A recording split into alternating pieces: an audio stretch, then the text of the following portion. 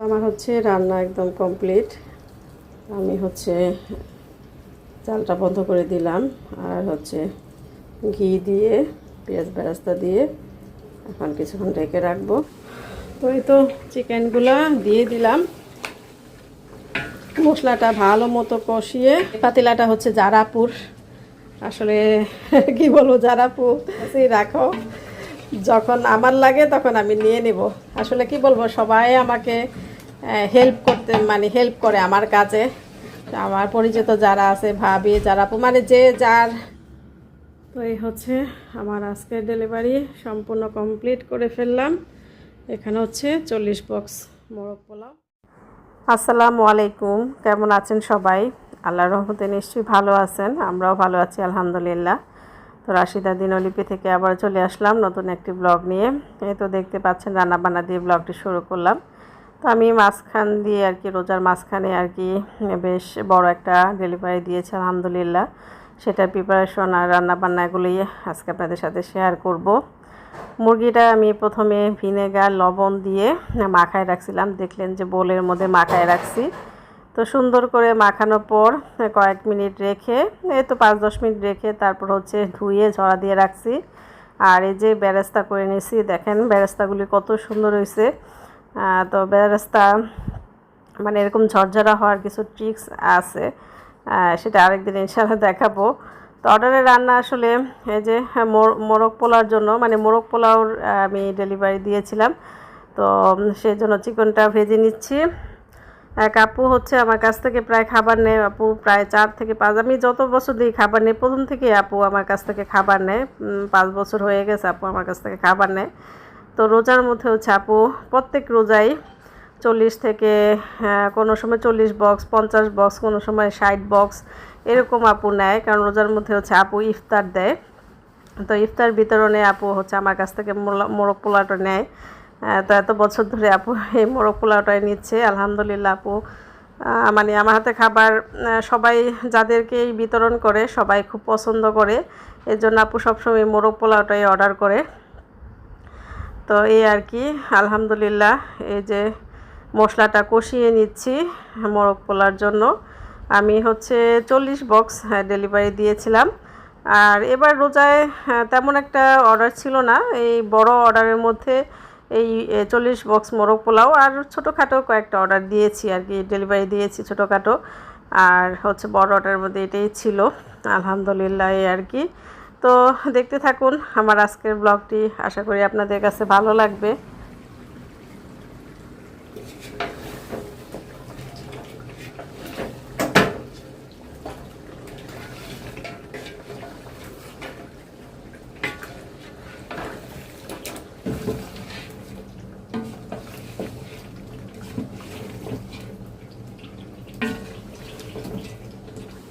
তো এই তো চিকেনগুলা দিয়ে দিলাম, মশলাটা ভালো মতো কষিয়ে তারপর চিকেনটা দিয়ে দিছি। আর এখানে হচ্ছে 40 বক্স মোরগ পোলাওর অর্ডার। তো 40 বক্সের জন্য রান্নাটা রেডি করতেছি। তো 2 পাতিলায় দিয়ে দিলাম, কারণ 1 পাতিলায় তো হবে না, দিতে গেলে এটা নাড়াচাড়া একদম ভেঙে যাবে, এই জন্য 2 পাতিলায় দিলাম।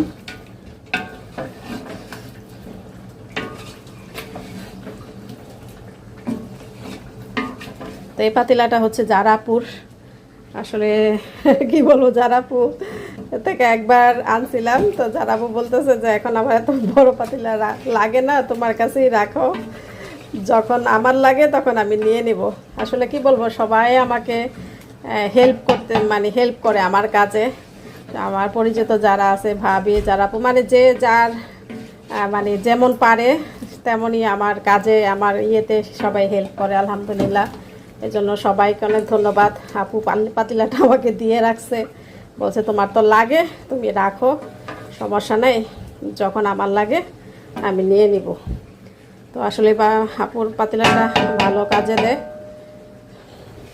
আসলে বেশি অর্ডার আসলে তখন আর কি এই বড় পাতিলাগুলি লাগে, আর না হলে লাগে না তেমন একটা।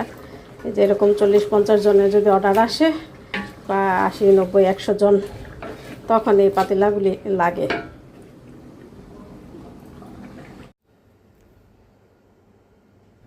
তো এক পাতিলা হচ্ছে রোস্ট রান্না হয়ে গেছে। তো আমি 2 পাতিলে তো বসিয়েছিলাম। এই যে দেখেন কত সুন্দর হয়েছে, এটা আমি নামায় রাখছি। আর চুলা আরেক পাতিলা আছে, আর হচ্ছে এই পাতিলাটা নামিয়ে আবার ডিম দিয়ে দিলাম, যেহেতু মোরগ পোলার সাথে আমি ডিম দিই। এটা একটা প্যাকেজ, তো প্যাকেজে কি ডিম থাকবে, ডিম আর সালাদ। তো ডিমটা সিদ্ধ বসাই দিলাম। আর হচ্ছে যেটা হচ্ছে আমি এখানে একদম ভালো করে কষানোর মধ্যে আর কি চিকেনটা অর্ধেক সিদ্ধ হয়ে যায়। আর ঝোলের জন্য আমি এখানে কোনো পানি ইউজ করি না। আমার পুরো রান্নাতে পানির পরিমাণটা একেবারেই কম থাকে। আমি এটা মানে বেশিরভাগ আমি দুধের উপরে রান্না করার চেষ্টা করি, শুধু মশলাটা কষাতে যতটুকু পানি লাগে, তারপর হচ্ছে আমি একটুও পানি দিই না। তো সম্পূর্ণটা দুধ দিয়ে রান্না করি। আলহামদুলিল্লাহ সবাই আমার হাতে মোরগ পোলাওটা এই জন্য আসলে অনেক পছন্দ করে। তো আসলে রান্নার স্বাদ হওয়ার কিছু মানে নিয়ম কানুন বা টেকনিক যেটাই বলেন আছে। আমি যতই ভালো করে রান্না করার চেষ্টা করি না কেন, আমি যদি পারফেক্ট জিনিসগুলো পারফেক্টভাবে না দেই, তাহলে কিন্তু আমি যতই চেষ্টা করি রান্না কিন্তু ভালো হবে না বা মজা হবে না। সব রান্নারই কিছু বিশেষ উপাদান থাকে, ওগুলো অবশ্যই দিতে হয় এবং পরিমাণ মতোই দিতে হয়। তো আসলে সেজন্যই হয়তো আমার রান্নাটা এত মজা হয়, সবাই এত পছন্দ করে। আলহামদুলিল্লাহ আমার হাতের জোশ তো একটা আছেই। মানে একই ইনগ্রিডিয়েন্টস দিয়ে কিন্তু সবাই রান্না করে, তারপর রান্নার একটা ভিন্নতা কিন্তু এক একজনের এক এক রকম হয়। তো আমি চেষ্টা করি, স্বাদ করার মালিক আল্লাহ, সর্বোচ্চটা দিয়ে চেষ্টা করি আর কি, যেভাবেই মানে রান্নাটা স্বাদ হবে, ভালো হবে, ওভাবেই দেওয়ার চেষ্টা করি। আর সবটাই আল্লাহ আর কি, আল্লাহর ইচ্ছাই হয়। আল্লাহ স্বাদ করার মালিক, আমি এটাই মনে করি। কিন্তু আমি সর্বোচ্চটা দিয়ে চেষ্টা করি। তো এই যে হয়ে গেছে, আমি কিন্তু ঘি, পেঁয়াজ বেরেস্তা এগুলো দিয়ে সুন্দর জালটা নিবে দমে রাখলাম। যেহেতু মোরগ পোলাওর মোরগটা কিন্তু মুরগিটা আগেই রান্না করে নিতে হয় রোস্টের মতো করে, পরে হচ্ছে জাস্ট আমি চালটা বাগার দিব। আর এখান দিয়ে হচ্ছে ডিমটা হয়ে গেছে, ডিমটা এখন ছিলে নিব আমি।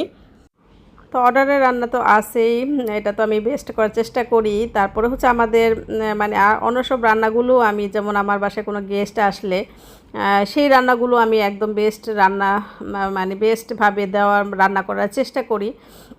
তো আসলে আমার বাসায় যেই আসুক না কেন, আমরা তো কত আয়োজন করি বা কত মেহমান আসে, আমি চিন্তা করি কি আসলে ওই মেহমানটা তো আমার বাসায় আসবে, আসলে এটা আমার ভাগ্য, আল্লাহ হুকুম লেখছে তাই আসবে। আমি চিন্তা করি আসলে সে তো আমার বাসায় প্রতিদিন খাবে না বা প্রতিদিন আসে না, হয়তো যে কোনো একটা ওকেশনে হোক বা এমনি হোক, মাসে একবার হোক, বছরে একবার হোক বা হঠাৎ হোক, সে তো আমার বাসায় আসবে, তাই না? আমি তাকে আসলে ওইভাবে মানে কোনো রকম রান্না করে দিয়ে দিলাম বা ওরকমভাবে আপ্যায়ন করলাম না, আমার কাছে মনে হয় আসলে তার সম্মানটুকু আমি ঠিকভাবে দিতে পারলাম না, এরকম আর কি। আমার কাছে আসলে ওটা খারাপ লাগে, আমি আসলে এটা পারি না। তো যেমন আমাদের মানে আমার কয়েক বছর আগে আমার চাচা শ্বশুর আসছিল আমার বাসায় আরও 2 জন গেস্ট নিয়ে। তো আমি এত আইটেম করছি দেখে মানে উল্টো আমার চাচা শ্বশুর খুশি হবে কি, আমাকে মানে মানে একটু রাগই হয়েছে। রাগ হয়েছে কি মানে এত আইটেম দেখে সে একটু রাগই হয়েছে যে তুমি এত আইটেম করছো, কি রায়নের বাবাকে বলতেছে এত আইটেম করা লাগে বা এত কিছু করা লাগে, এত কিছু করো না, এত করো না, মানে উল্টা আমাকে আরও একটু রাগ হয়েছে। তো এরকম আর কি। আমি চিন্তা করি আসলে চিন্তা করি যে যেই আসুক না কেন, আমি তাকে ওই সর্বোচ্চটা দিয়ে খাওয়ানোর চেষ্টা করি। তো এবারও ইফতারে যে আমার বাসায় ইফতার আয়োজন করলাম, তো ভাবি আমাকে অনেকবার না করছে, কারণ এবার আমার আসলে মন শরীর সবাই একটু খারাপ। তো ভাবি বলতেছিল যে ভাবি এবার আয়োজন করার দরকার নেই, আপনি থাক। আমি বললাম না ভাবি, একটু তো করবই। তারপরে ভাবি বলতেছে আপনি কিন্তু বেশি আইটেম করেন না, আপনার এমনি শরীর ভালো না, আপনি এত রান্না টান্না করেন, আপনি বেশি আইটেম করেন না, আপনি সবসময় বেশি আইটেম করেন, অনেক কিছু করেন, সিম্পলের মধ্যে করেন, একদম সিম্পলের মধ্যে করার চেষ্টা করবেন। আমি বলছি যে আচ্ছা আচ্ছা ঠিক আছে ভাবি, সিম্পলের মধ্যে চেষ্টা করব। আসলে আমি ওইভাবে পারি না। আমি চিন্তা করি যে আসলে একটু আরেকটু কিছু করি, আরেকটু কিছু করি না, মানে কম হয়ে গেল, আইটেম কম হয়ে গেলো এরকম।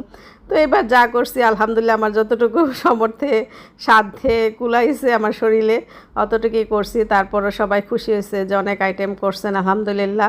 তো এইটাই আর কি, যে সবাই আসবে আমার বাসায় খাবে, খাবারটা খেয়ে তারা তৃপ্তি সহকারে তৃপ্তি পাবে বা তারা খুশি হলো, এটা আমার কাছে মানে ভালো লাগে।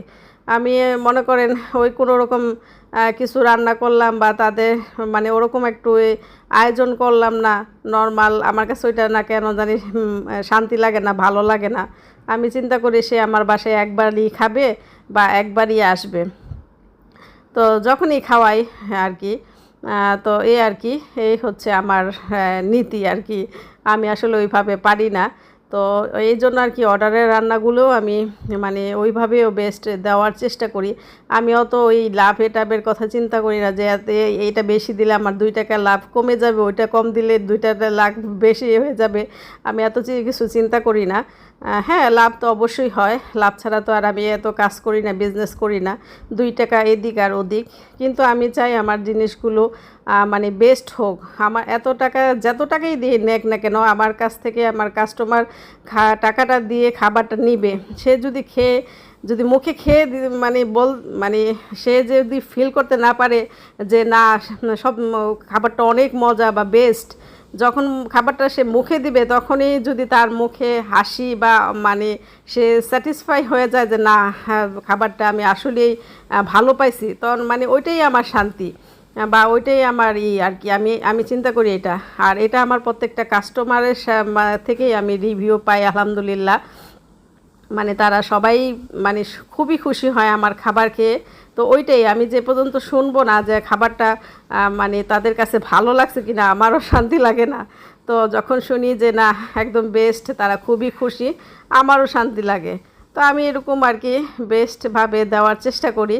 তো এই তো আমার হচ্ছে আবার একটু খুঁতখুত লাগে কেন, মানে প্রত্যেকবারই রান্না করি, প্রত্যেকবারই কিন্তু আমি মানে ফিডব্যাকটা জানার চেষ্টা করি। যে পর্যন্ত না চেষ্টা মানে না জানি আমার শান্তি লাগে না। তো আমার কাস্টমারগুলো কিন্তু সব কাস্টমারই, বেশিরভাগ কাস্টমারই হচ্ছে রিপিট কাস্টমার। তো আপুরা অনেক সময় বলে যে আপু আপনার খাবারের রিভিউ আর কি দিব, আপনার খাবার প্রত্যেকবারই বেস্ট থেকে বেস্ট হয়। তারপরে বলি না আপু, না জানা পর্যন্ত আমার মানে শান্তি লাগে না। কারণ হচ্ছে সব সময় তো রান্না একরকম হয় না। আপনি নিজেও যদি ঘরে রান্না করেন দেখবেন এক এক সময় এক এক রকম হয়েছে। মানে খারাপ হয় না এটা ঠিক, যে খেতে পারবে, কিন্তু আছে না যে অনেক ভালো বেস্ট বা এটা আরও অনেক মজা হয়েছে, তো এরকম আর কি। বা এবার এটা কেমন হলো, মানে আগের মতো স্বাদটা ঠিক আছে কি না।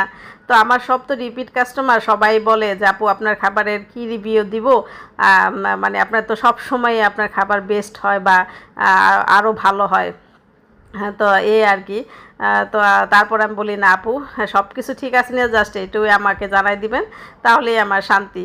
তো এই আর কি। অনেক সময় কাস্টমারদের সাথে অনেক কথা হয়, হাসি হয়, মানে মেসেঞ্জারে। এই আর কি, আমার কথা শুনে আপুরা হাসে। তারপরে এই আর কি, আমারও শান্তি লাগে এই কথাগুলো শুনলে। তো এই তো আলহামদুলিল্লাহ বড় একটা অর্ডার দিয়ে কমপ্লিট করলাম। তো যারা মালয়েশিয়া আছেন, এ ধরনের খাবার খেতে চান বা যে কোনো অনুষ্ঠানের জন্য আপনারা অর্ডার করতে চান, প্রায় 100 জনের জন্য খাবার অর্ডার করতে পারবেন। যে কোনো খাবার ইনশাল্লাহ আমি ডেলিভারি দিতে পারবো। আর যেটা পারবো না সেটা তো বলবোই যে আপু আচ্ছা এটা পারতেছি না।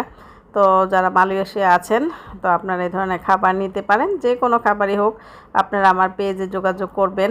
আমার পেজের নাম রাশিদা দিনলিপি। আর যদি না পান তাহলে হচ্ছে আপনারা আমার ব্লগে কমেন্ট করবেন। আপনাদের কমেন্টের নিচে আমার পেজের লিঙ্কটা আমি দিয়ে দিব, সেখানে আপনারা আমার হোয়াটসঅ্যাপ নাম্বার আছে, আমার সাথে খাবারের বিষয়ে যোগাযোগ করতে পারবেন। এই হলো কথা। আসলে রান্নাবান্না তো ওইভাবে শেয়ার করা সম্ভব না, যতটুকু পারছি শেয়ার করছি।